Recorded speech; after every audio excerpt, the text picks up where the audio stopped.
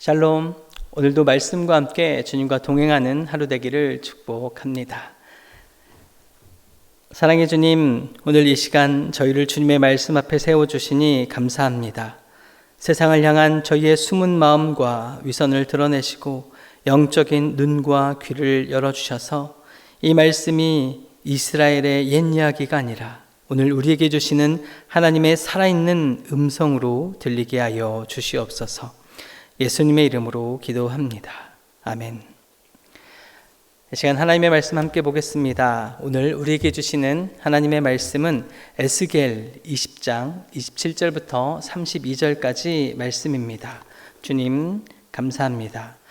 30절부터 32절까지 말씀을 제가 봉독합니다.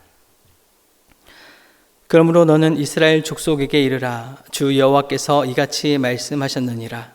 너희가 조상들의 풍속을 따라 너희 자신을 더럽히며 그 모든 가증한 것을 따라 행음하느냐. 너희가 또 너희 아들을 화제로 삼아 불 가운데로 지나게 하며 오늘까지 너희 자신을 우상들로 말미암아 더럽히느냐. 이스라엘 족속아, 너희가 내게 묻기를 내가 용납하겠느냐. 주 여호와의 말씀이니라. 내가 나의 삶을 두고 맹세하노니 너희가 내게 묻기를 내가 용납하지 아니하리라. 너희가 스스로 이르기를 우리가 이방인 곧 여러 나라 족속같이 되어서 목석을 경배하리라 하거니와 너희 마음에 품은 것을 결코 이루지 못하리라. 아멘. 오늘 말씀은 바벨론 한 강가, 그발 강가에서 일어난 일입니다. 오늘 말씀의 내용은 마치 하나님의 엄숙한 법정과도 같은 느낌입니다. 고향을 잃은 이스라엘 장로들이 한 가닥 희망을 품고 선지자 에스겔에게 찾아와 하나님의 뜻을 묻고 있습니다. 이스라엘을 향한 하나님의 심판이 너무 가혹하다 이야기하는 것이겠지요. 하지만 그 중심을 보시는 하나님께서는 그들의 마음 한켠에 여전히 세상을 기웃거리는 그 욕망이 있음을 알고 계십니다. 자신들의 아픔을 위로받고자 선지자 에스겔을 찾아왔지만 하나님은 그 상담의 자리에서 재판의 자리로 바꿔 버리십니다. 위로가 아니라 상담사가 아니라 오히려 에스겔을 검사로 만들어서 그들의 뿌리 깊은 죄를, 그들의 역사를 고발하기 시작하는 겁니다. 이스라엘, 사실 그들은 입술로는 주님을 찾았지만 마음은 세상을 향했던 길을 걸어갔습니다. 그런 그들을 향해 재판장이신 하나님께서 그들의 삶의 자리에서 드러난 증거를 제시하면서 이스라엘의 죄를 꾸짖기 시작합니다. 에스겔의 입을 통해 그들의 죄가 얼마나 심각한 배신이며 모독인지 깨닫게 하시는 겁니다. 그들의 죄, 먼저는 축복의 땅을 범죄의 현장으로 만든 배신의 죄라고 이야기하고 있습니다. 28절 말씀입니다. 내가 내 손을 들어 그들에게 주기로 맹세한 땅으로 그들을 인도하여 드렸더니 그들이 모든 높은 산과 모든 무성한 나무를 보고 거기에서 제사를 드리고 분노하게 하는 제물을 올리며 거기서 또 분향하고 전제물을 부어 드린지라. 이스라엘이라는 땅 어떤 곳입니까? 하나님은 말씀하십니다. 내가 내 손을 들어 그들에게 주기로 맹세한 땅이었다라고 말입니다. 이스라엘을 향한 하나님의 사랑과 그 기대가 담겨있는 땅이라 이야기하십니다. 수백 년의 기다림 끝에 주신 하나님의 사랑의 선물 바로 이스라엘이었습니다. 그 땅, 이스라엘 백성들이 잘나서가 아니라 전적인 하나님의 신실하심, 하나님의 긍휼하심으로 허락된 축복의 땅이었던 것이지요. 그런데 이스라엘 백성들은 그 축복의 땅을 가지고 도대체 무엇을 했던 것일까요?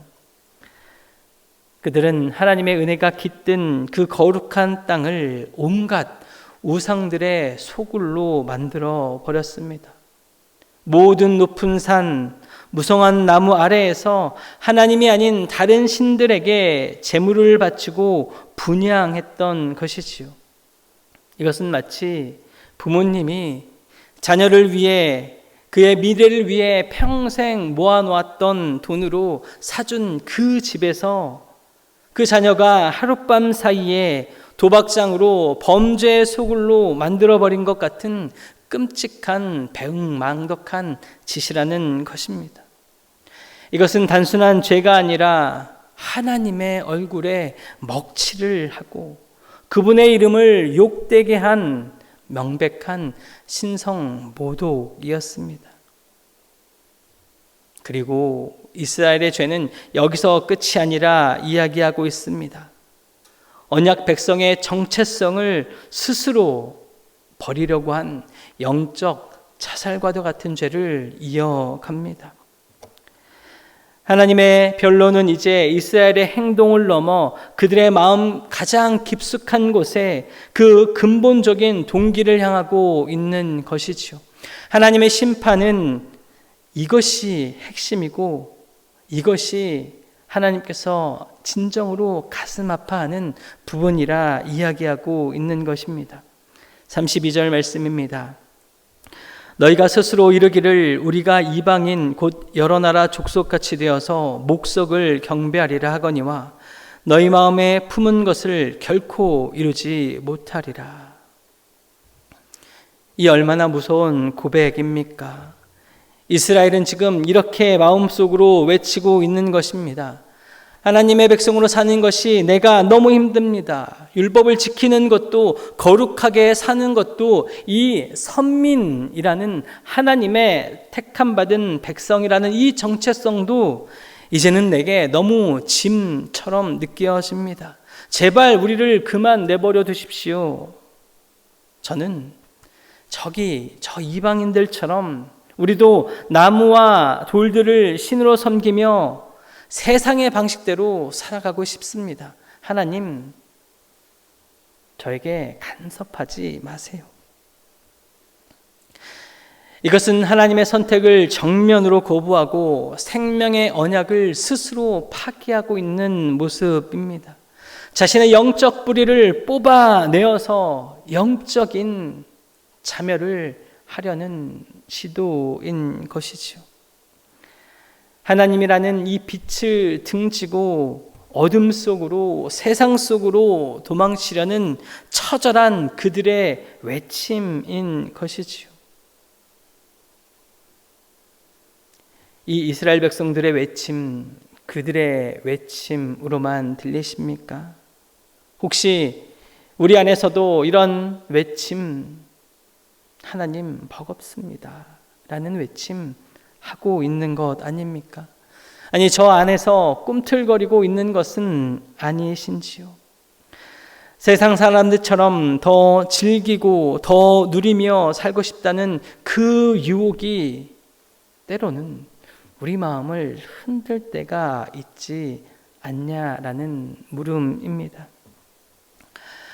이스라엘의 이 끔찍한 고백은 오늘 우리가 살아가는 우리의 마음속 가장 깊은 곳에서 울리는 위험한 유혹의 목소리일 수 있습니다. 하나님의 은혜를 망각하고, 아니 배신하고 스스로의 정체성마저 버리려고 하는 이스라엘. 하나님의 심판은 당연히 유죄이고 그들은 파멸이어야 합니다. 그런데 바로 그 순간 재판장이신 하나님께서는 모두의 예상을 뒤엎는 판결을 선포하십니다. 32절 다시 읽습니다. 너희가 스스로 이르기를 우리가 이방인 곧 여러 나라 족속같이 되어서 목석을 경배하리라 하거니와 너희 마음에 품은 것을 결코 이루지 못하리라. 이것이 하나님의 판결입니다. 너희 마음에 품은 것을 결코 이루지 못하리라. 이스라엘이, 그리고 우리가 하나님 이제 당신의 자녀로 사는 것이 힘드니 우리를 포기해 주십시오 라고 이야기할지 모르지만, 그렇게 애원할지 모르지만 하나님께서는 안 된다 이야기하십니다. 나는 너희가 원하는 대로 너희를 결코 포기하지 않겠다라고 선언하시는 것입니다. 하나님의 판결은 정죄의 판결이 아니라 포기하지 않으시는 하나님의 사랑입니다. 하나님은 우리를 버리시는 심판자가 아니라 우리를 끝까지 당신의 소유로 삼으시겠다는 아버지의 선포인 것입니다. 우리를 끝까지 포기하지 않으시는 그 하나님의 놀라운 사랑과 은혜를 기억할 수 있기를 축복합니다. 그리하여 이제는 도망치려고 하는 것이 아니라 기꺼이 그 사랑 아래서, 그 사랑 안에서 주님과 동행하며 나에게 은혜 베풀어 주시는 그 주님의 손, 그 하나님의 손 굳건히 붙잡고 걸어가는 저 여러분들 다 될 수 있기를 예수님의 이름으로 축복합니다. 하나님 아버지, 오늘 말씀을 통해 저희를 주님의 말씀으로 깨닫게 하시니 감사합니다. 주님의 자녀라는 거룩한 정체성을 버리고 세상처럼 살고 싶어 했던 저희의 완악함을 용서하여 주시옵소서. 저희를 결코 포기하지 않으시는 그 크신 사랑을 기억하며 기쁨과 감사로 주님과 동행하며 살아가게 하여 주시옵소서. 세상에서 주님의 백성으로 살아가는 축복의 통로 되게 하여 주시옵소서. 이제는 우리 주 예수 그리스도의 은혜와 우리를 포기하지 않겠다 선포하시는 하나님 아버지의 강권적인 사랑하심과 우리 안에 거하시며 세상이 아닌 하나님의 자녀임을 깨닫게 하시는 성령님의 함께 하심이 이제 삶의 자리에서 하나님의 백성으로 살아가기를 결단하는 모든 주의 백성들 머리 위에 이제부터 영원토록 함께 하시옵기를 간절히 축원하옵나이다. 아멘.